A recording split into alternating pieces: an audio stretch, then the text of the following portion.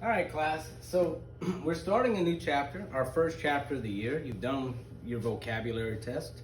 Um, this one is called Migration West.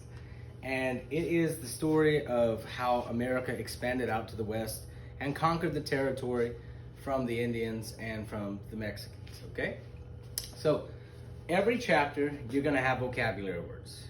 Typically, we cover 5 vocabulary words a day, okay? So for this video, we're gonna cover vocabulary 1 through 5. All right, the first one is manifest destiny, okay? The belief that America should expand and conquer territory all the way to the Pacific. So in the 1800s, there began to be this idea that it was America's destiny to conquer the entire continental United States from the East Coast to the West Coast, okay?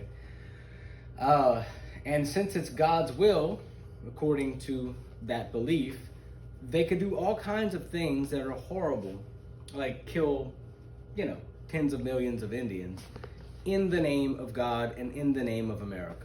So this is a very controversial thought nowadays. Back then, it was simply conquering land. Nowadays, it would be about political correctness and abusing people and all this stuff. All right, so anyway, the Homestead Act is the next one. Now, in order to have the destiny of America be from coast to coast, we had to get settlers out west. So the government enticed settlers to move out west by the Homestead Act. The Homestead Act is an act of Congress. It says U.S. will give 160 free acres of land to any settler that built a homestead or a house and lived there for 5 years. So you go out west in Indian Territory, you build a house, you file the paperwork with the government, and you pay your $10 or whatever it was. And if you live there, if you can manage to survive there for 5 years, the 160 acres was yours forever, or until you sold it, okay?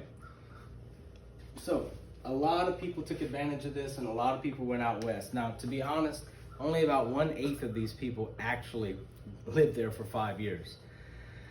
The Wild West is full of death, full of failure, and best case scenario is if you failed, you got to move back east. Worst case scenario, Native American had your scalp, okay? All right, so exodusters. So following the Civil War and the freedom of black people, a young group of black men were looking around and figuring out, well, what am I gonna do with my life, okay? So the Homestead Act comes out, this 160 free acres. And these black men say, well, you know what? Either I can stay here in the South and work for my former master, or I can just pick up everything and move out west and get 160 free acres of land, which maybe is more than my master had, my ex-master. So they call them exodusters.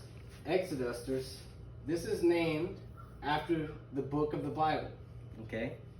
In the Bible, the Jews left, they left Egypt after slavery, after 400 years of slavery.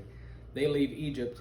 Moses rescues them, according to the Bible, and the Jews leave and they go to the Promised Land. So these young black men named themselves after the Jews in the Bible who were former slaves and were going to the Promised Land, okay? The land promised by the government in this case, promised by God in the case of the book of Exodus. All right, the next one, number 4, is nativism, okay? So the root word of nativism, by the way, I'm gonna do that all the time. I'm always gonna ask you to look at the root word, because if you can look at the root word and understand it, even though you've never heard the term, you might be able to kind of figure out what it is. That needs to be a skill that you concentrate on the rest of your life. So what's the root word of nativism? Native, like you're from here. You are native born. So nativism is favoritism to the local group that is in power in a country in opposition to entering immigrants. In other words, I was born here, I should be having more privileges than those people who are coming here because I'm a citizen, a natural born citizen. That is an old thought. But let me ask you, are there any nativists today in America? Okay? Are there any Americans that think this way still in 2020? Yes. Think about all the examples you can. Okay? They're all over the place. All right. The last definition of the day is assimilation. Okay? Root word is assimilate. Okay? All right. Forcing a group of people to give up their beliefs and way of life to fit into the cultural norms of a dominant culture. So in other words, this goes along with nativism. If you are an immigrant, okay, if you are different than the normal culture, than the native group, well, assimilation says that you must act like the dominant group. So in other words, if you ever heard somebody say, well, if you're going to come to America, you should speak English, okay? Well, whether you agree with that or not, that is assimilation, and it's also nativism, okay? Whether you believe nativism is a good or a bad thing, that's up to you to decide. But you need to know that it actually does exist, okay, even today. So, assimilation, again, you're taking a group of foreign people or a group that doesn't quite match your group, and you're making them act like you to be accepted as normal. Thank you.